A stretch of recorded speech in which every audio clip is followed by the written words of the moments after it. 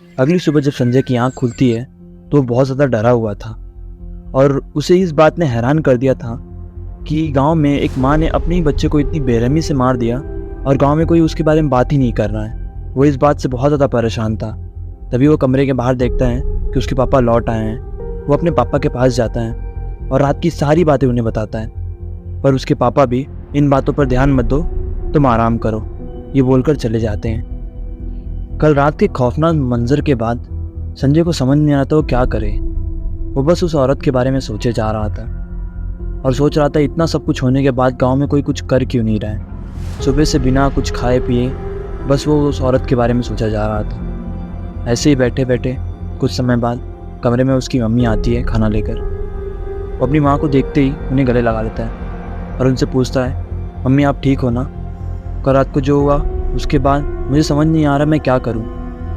वो औरत कैसी है, उसका बच्चा कैसा है? संजय और कोई सवाल पूछता उससे पहले संजय की माँ उसे रोकते हुए कहती, तुमने सुबह से कुछ नहीं कहा, तुम पहले कुछ खा लो, उसके बाद हम बातें करते हैं। खाना खाते समय संजय की माँ उसे बताती है कि वह बच्चा अब नहीं रहा है और वो औरत अभी सदमे में है। संजय कुछ समय शांत रहता है और बोलता है, हाँ, जब हम कल उन औरत के घर गए थे तब उनकी जो सास थी वो किसी के बारे में बात कर रही थी। वो बोल रही थी कि वो लौट आई है। वो किसके बारे में बोल रही थी? कौन है जो लौट आई है? क्योंकि वो बूढ़ा आदमी भी किसी के आने की बात कर रहा था। संजय की माँ बात को टालते हुए, तुम इन सब बातों पे ध्यान मत दो, तुम यहाँ अपनी छुट्टियाँ बिताने आए हो तो एंजॉय करो। और यहाँ दूसरी तरफ कुसुम के घर पे गांव के लोग इकट्ठा हुए थे। अपने 10 दिन के पोते को खोने के बाद कुसुम के सास का रो रो कर बुरा हाल था और वहीं कुसुम इस कदर सदमे में थी कि उसकी आंखों से आंसू की एक बूंद नहीं बह रही थी। कुछ देर बाद सारे गांव वाले कुसुम के बच्चे को दफनाने की तैयारी करते हैं। वो उसे शमशान घाट की तरफ लेकर जाते हैं। दफनाने के बाद जब वो वापस गांव की तरफ आते हैं तो वह बूढ़ा आदमी उन्हें मिलता है और ज़ोर ज़ोर से हंसने लगता है और कहता है, ये तो अभी शुरुआत है, अभी तो सिर्फ एक बच्चा मरा है, अभी गाँव के अनगिनत बच्चे बाकी हैं, वो सबको मार देगी, वो लौट आई है। और हंसते हुए वहाँ से चला जाता है। ये सब सुनने के बाद गांव वाले बहुत ज़्यादा डर जाते हैं। वो जल्दी जल्दी अपने घरों की तरफ बढ़ जाते हैं। रात होती है।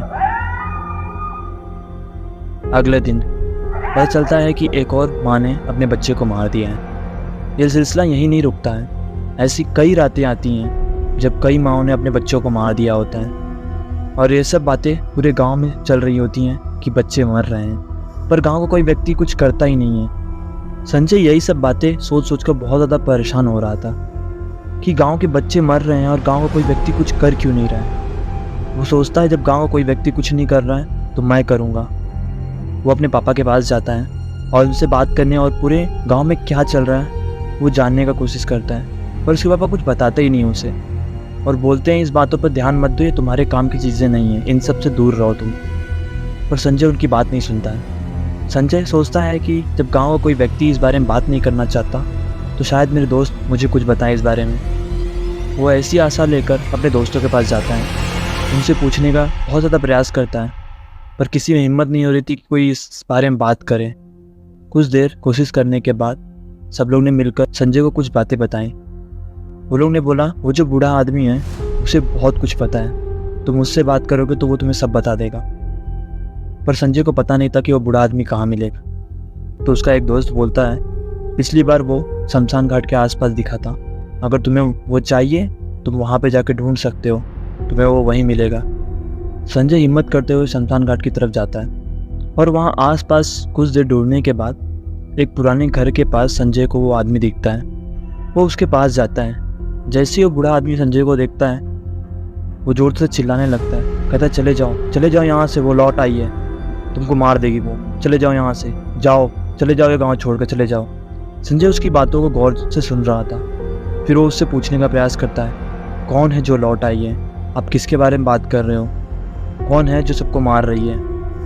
बूढ़ा व्यक्ति पहले तो इसकी बातों को नज़रअंदाज करता है। संजय लेकिन बार बार यही बात पूछते जा रहा था, कौन है जो लौट आई है? कौन है जो सबको मार रही है? मुझे उसके बारे में जानना है। आपको पता है कुछ भी उसके बारे में तो मुझे बताइए।